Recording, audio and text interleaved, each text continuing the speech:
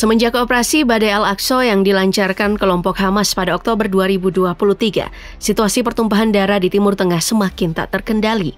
Hal ini dikarenakan Hamas, Houthi, Hizbullah, Suriah, Iran, dan kelompok perlawanan Islam Irak secara bergiliran menyerang Israel dari 7 penjuru tanpa henti demi kebebasan rakyat Palestina.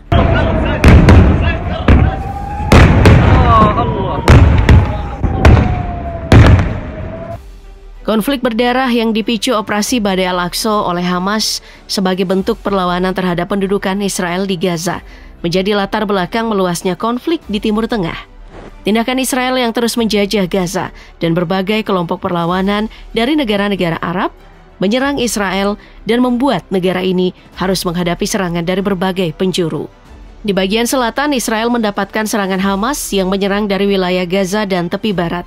Tidak berhenti sampai di situ, dari arah selatan, kelompok perlawanan Houthi yang berbasis di Yaman juga ikut melancarkan serangan mereka ke wilayah selatan Israel. Belum selesai dengan konflik yang mereka hadapi di bagian selatan. Dalam beberapa bulan terakhir, Israel juga disibukkan oleh serangan Hizbullah dan kelompok perlawanan Suriah yang terus menyerang di sisi utara. Serangan dari bagian utara dan selatan Israel ternyata semakin diperparah dengan kehadiran serangan Iran dan kelompok perlawanan Irak di sebelah timur Israel.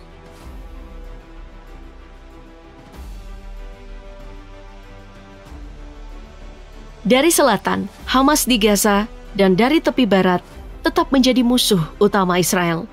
Organisasi ini dikenal sebagai kelompok bersenjata terbesar di Palestina yang berjuang melawan pendudukan Israel.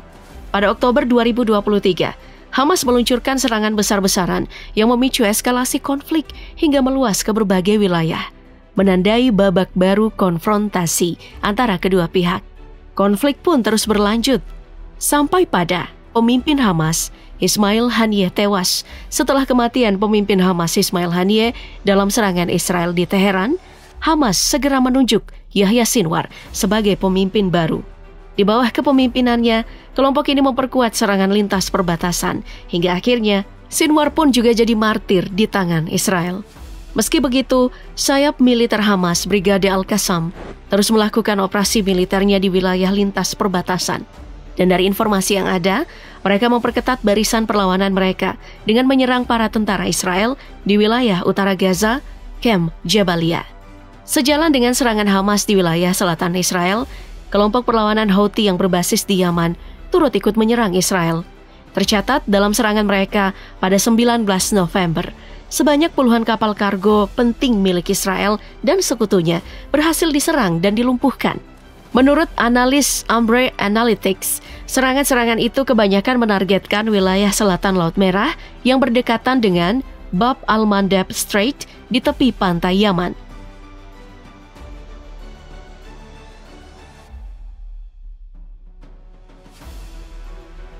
Di sisi utara, Hizbullah di Lebanon melancarkan serangan sebagai bentuk solidaritas terhadap perjuangan Hamas. Sebagai respons atas serangan Hizbullah, Israel melakukan serangan udara besar-besaran yang menargetkan pusat pemerintahan Lebanon di Beirut.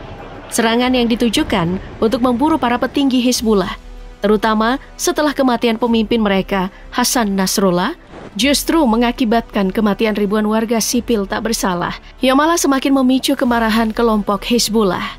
Serangan balasan Hizbullah meluas hingga wilayah-wilayah strategis Israel. Kelompok ini berhasil meluncurkan ratusan rudal yang menembus pertahanan udara Iron Dome Israel, menciptakan kerusakan signifikan di beberapa lokasi Israel. Seperti yang baru-baru ini terjadi, puluhan misil berhasil diluncurkan Hizbullah dan berhasil menargetkan Tel Aviv, membuat ibu kota Israel dilanda kepanikan.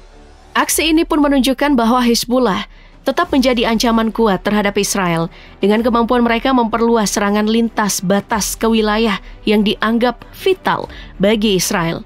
Selain itu di bagian utara, tepatnya di wilayah Suriah, ada kelompok Jihad Islam Palestina yang juga berafiliasi dengan Hamas.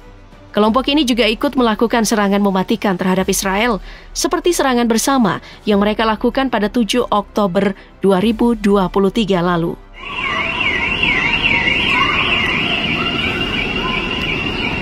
Bergeser ke wilayah timur, Iran telah menjadi salah satu kekuatan utama yang menentang dominasi Israel di Timur Tengah.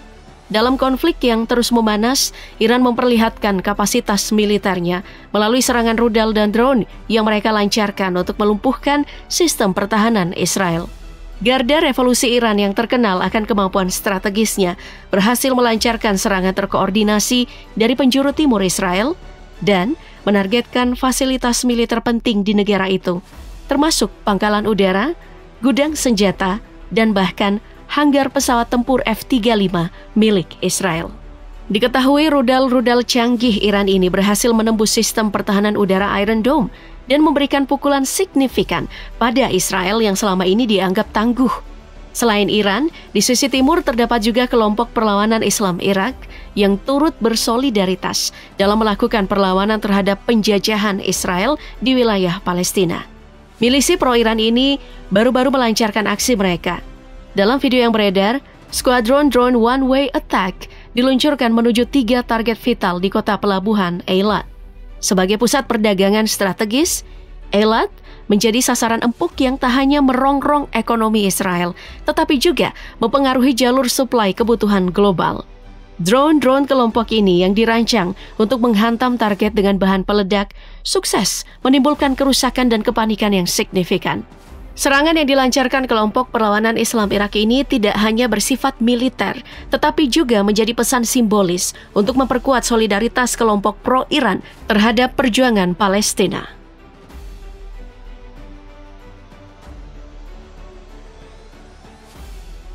Serangan terhadap Israel yang melibatkan 6 pihak utama yaitu Hamas, Hezbollah, Iran, Houthi, kelompok perlawanan Islam Irak, dan Suriah menunjukkan bahwa kelompok-kelompok ini memiliki tingkat koordinasi tinggi dalam pemanfaatan senjata canggih yang mereka miliki. Hamas misalnya, di Gaza, kelompok ini mengandalkan roket-roket Qassam dan M75 untuk menyerang kota-kota Israel. Sementara sayap militernya, Brigade Al-Qassam, menggunakan drone kamikaze untuk serangan dengan target yang lebih presisi. Selain itu, di wilayah utara, Hizbullah di Lebanon meluncurkan rudal balistik seperti Qader-1 dan menggunakan rudal anti-tank Kornet untuk menyerang target strategis di wilayah Israel. Lebih lanjut, Iran sebagai pendukung utama milisi perlawanan pembebasan Palestina diketahui memiliki rudal balistik Solfagar dan drone Shahid 136 untuk menghancurkan fasilitas militer Israel. Dukungan Iran juga terlihat melalui kelompok proksi seperti Houthi di Yaman dan kelompok perlawanan Islam di Irak yang mengerahkan drone kamikaze dan rudal jarak pendek mereka untuk menyerang wilayah selatan Israel termasuk Eilat. Sementara itu, Suriah menyumbangkan rudal balistik Scud dan bertahan menggunakan sistem pertahanan udara Pansir S-1. Meskipun persenjataan para kelompok perlawanan pembebasan Palestina cukup mumpuni, namun tetap saja jumlah korban kemanusiaan di wilayah-wilayah kelompok perlawanan ini tak dapat terhindarkan. Diketahui, sebanyak puluhan ribu warga tak bersalah harus meregang nyawa di Gaza dan juga Lebanon. Selain itu, konflik yang terus meluas dan memanas ini juga membuat ribuan warga yang berada di area konflik terpaksa harus terusir dan mengungsi ke daerah yang lebih aman.